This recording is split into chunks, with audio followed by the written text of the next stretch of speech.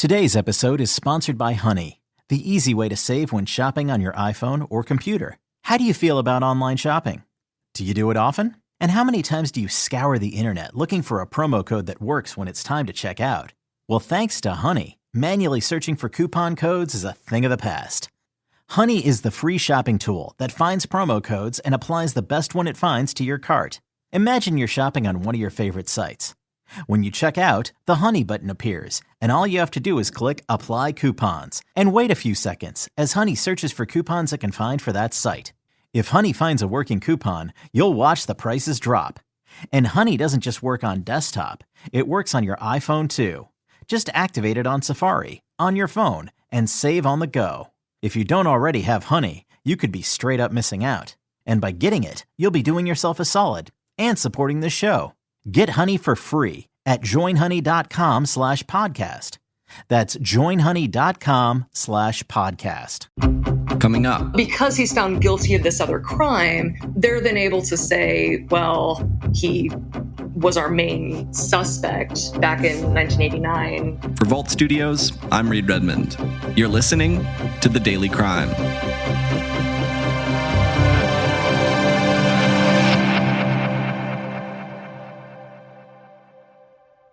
It was a case that rocked the small town of Lakeville back in 1989. On a Sunday morning in 1989, 4 members of an Indiana family were found dead in their own home. Reverend Robert Pelley was found with 2 bullet holes in his body. His wife, Dawn, was found entwined with the bodies of her 2 young daughters, Janelle, 8, and Jolene, 6. Not at the scene were 3 of Robert and Dawn Pelley's other children, including their 17-year-old son, Jeff, who'd attended the local prom the night before.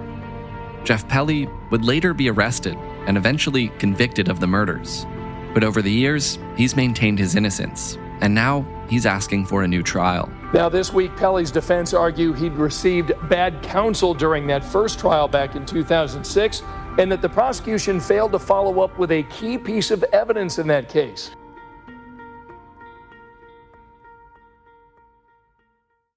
It was a night like any other. You ate some dinner with the family, chatted for a bit about school and work. Everything seemed normal. Then suddenly, you were gone. But they didn't need to worry. You just snuck off for a second to play Best Fiends. Best Fiends is the mobile puzzle adventure game you want to play for hours on end, even when you only have a few moments to spare. From the vibrant artwork and adventure-packed storyline to the cute collectible characters and supercharged power-ups, Best Fiends is designed to be the most obsession-worthy game ever. There are literally thousands of levels, plus tons of in-game events added every month for even more ways to win. And the best part is, you can play anytime, anywhere. No Wi-Fi, no problem. Of course, people may start to wonder about your mysterious disappearances until they see how much fun you're having. Download your new favorite getaway, Best Fiends, for free today on the App Store or Google Play. You'll even get $5 worth of in-game rewards when you reach level 5. That's friends without the R. Best Fiends. Madison Stacey joins us from WTHR in Indianapolis. Madison, introduce us to this case, which dates back to a Sunday in 1989 when a pastor at a church in St. Joseph County, Indiana, doesn't show up for morning service and some parishioners start to grow concerned. You're exactly right. And unfortunately, this is one of those cases that the Prom Night Murders moniker has sort of defined this very small town in northern Indiana for a long time. A really heartbreaking case, 4 people shot to death in their home, including 2 very young girls. A pastor and his wife shot as well. And, like you said, the morning of April 30th, parishioners at the Olive Branch Church are very concerned because their pastor hasn't showed up for service. And a few of the members of the congregation managed to get a key to the parsonage that's next to the church. It's the home where he lives with his family. And they opened the door to a massacre, really. Reverend Robert Pelley, his wife Dawn, and her 2 young girls, Janelle, who is 8, and Jolene, who is 6, are all found in the home, shot dead. Robert was found upstairs in the hallway, and Dawn and her 2 girls are found in the basement of the parsonage. And so immediately when police arrive on scene, they reportedly rule out a home invasion. They believe that whoever did this was close to the family, in part because they can't find a weapon, and a gun that had reportedly been in the family's possession was also missing. 3 of the family's other children are also missing from the home.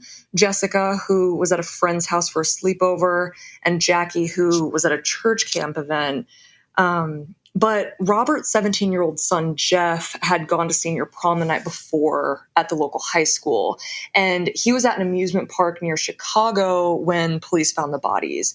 And immediately, that's who they suspect, because they learned that Robert Pelley had grounded him for stealing some CDs and some money a few weeks before the murder. And they had allegedly fought in the days prior to prom, and Robert had told him, he wouldn't be able to go to any of the after prom activities. He wouldn't be able to drive his car to prom. So because Jeff did have the car and was at this amusement park thing with his friends, that's kind of a continuation of prom celebrations, they suspect him. And they keep investigating, but they never find a murder weapon. But already they've sort of built their case against the pastor's 17-year-old son, Jeff. You mentioned that there was a shotgun missing from the home. Was the belief among investigators that that shotgun was the murder weapon? They initially suspected more so that whoever had shot them knew them intimately. I don't think that they necessarily had, they weren't specifically convinced that that was the weapon immediately. But yes, in due kind of course, they came to believe that that would be the murder weapon. But there's also, they don't go in super hard on any one piece of evidence in this case, so much as they go in on Jeff, and he did this, and here's why, and we're going to keep sort of looking for him. But yes, there was that initial suspicion of he probably took the 20-gauge shotgun, but to this day, we still don't have a murder weapon in this case. So I think retroactively, I don't know if I would be comfortable saying, yes, they did believe that that was the murder weapon, because their own story has sort of shifted over the years, even in terms of how many shell casings the suspect or whoever they thought did this had used to commit the crime. And so police start to believe Jeff Pelley, the 17-year-old, killed these 4 of his family members, and that he would have carried out this horrific crime right before heading off to prom that Saturday night. Yeah, they really believe that the motive here was rage at his father, and then that he had to then kill his stepmother and 2 young stepsisters in order to go to prom.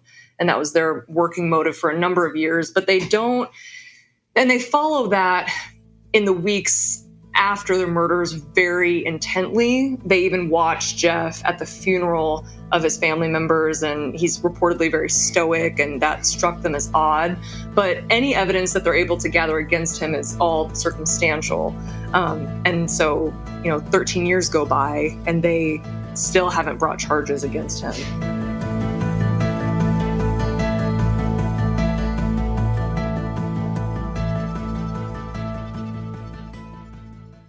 This is an ad for Roundup for Lawns. It kills weeds down to the root without harming your lawn. It works on crabgrass, dandelions, clover. It works on weeds with names you can't even pronounce. It's Roundup for Lawns. When used as directed, always read and follow pesticide label directions. This episode is brought to you by Third Love. With or without Valentine's Day, it's important to celebrate all the special people in your life, including yourself. So treat them and yourself to a little something from Third Love. Their luxurious bras, underwear, and ultra-soft sleepwear hug better, support longer, and love you right back, which make them perfect to show your appreciation and for a little me time. Upgrade to pieces that love your body as much as you do. And right now, get 20% off your first order at thirdlove.com/pod. So investigators had these suspicions about Jeff Pelley almost immediately, but as you mentioned, he wasn't arrested for another 13 years. Why did that take so long? Right. Well, in 1994, Jeff is found guilty of trying to commit wire fraud. And so an investigator named Craig Whitfield, who at the time was with the Mishawaka Police Department, and he was a cold case investigator. Like I had kind of mentioned, this was a case that had stuck with people. And so when Jeff was charged with wire fraud in 1994, they're able to kind of build a case, but they don't have any new evidence necessarily. But because he's found guilty of this other crime, they're then able to say, well, he was our main suspect back in 1989 of the murder of his family. So this cold case investigator starts to sort of rebuild the case against Jeff Pelley. And he's finally charged in 2002. So the timeline here is the crime occurred in 1989. Pelley was arrested and charged in 2002. He would then go on trial in 2006. What was the outcome of that trial? He was found guilty on 4 counts of murder. He faced 260 years in prison. He ended up receiving 160 years in prison. He immediately appealed that, and that guilty conviction was overturned in 2008, but then it was upheld a year later by the Supreme Court of the Indiana Supreme Court. So he was found guilty. Jeff Pelley has continued to maintain his innocence, which is what brings us to the latest news that you've been reporting, this most recent hearing. Take us through what happened. So this is a post-conviction relief hearing. So for the purposes of this case, he's not so much trying to present new evidence. He's trying to get a new trial, right? And he's trying to do that by proving that his original defense team back in 2006 was ineffective and that they didn't pursue key witnesses. So he's working with a lawyer named Fran Watson, and she's a part of the Indiana University's Law School's Wrongful Conviction Clinic. And there are really 2 main points that Pelley's defense team is now trying to make. According to court filings, he said that the prosecutor's actions during his original trial in 2006 were deceptive and reckless. And at the center of that argument is a pair of jeans, because in the 2006 trial, prosecutors told the jury that a pair of jeans witnesses had seen Pelley in a day before the family was found dead in the parsonage had been washed in the laundry machine. And they sort of used that to establish that Pelley had gotten up the day of prom, put on those jeans, killed his family, washed the jeans because they were bloody, and then gone to prom. So this became a big point during his relief hearing because his lawyer said that she couldn't find any evidence that police at that time had documented the jeans came from the washer. They may have come from somewhere else. And she really questioned Craig Whitfield, who, like I said, was the original investigator who brought the probable cause against Pelley in 2002. And Whitfield ended up testifying that first day of the hearing that he didn't see photos or documents of the jeans being in the wash himself, and that he read that they were found in the washer, but he couldn't remember where he read that. The other point the defense is trying to prove is that the original 2006 defense team didn't pursue some key information from a witness named Toni Beeler. She had said that Robert Pelley confided in her just a few days before this murder that he had concerns that some old contacts in Florida had found out where he was living in Indiana, and that he used to move money for the mob, and he had concerns that they had somehow found his location through the church. And she claimed that she went to police with this information back in 2003, but so that would have been before the 2006 trial, but that she was ignored. But what they more so tried to prove in this hearing was that there was a video of Beeler's interview with police back in 2003 that Pelley's original defense team did not pursue again in that 2006 trial. So they're essentially trying to prove that both the prosecution was not forthright to the jury in that original trial, and that he could have had a much better defense potentially that could have led to a different outcome for him. As you mentioned, the state Supreme Court has already upheld or affirmed Pelley's conviction back in 2009. Why does his legal team think things might be different this time around?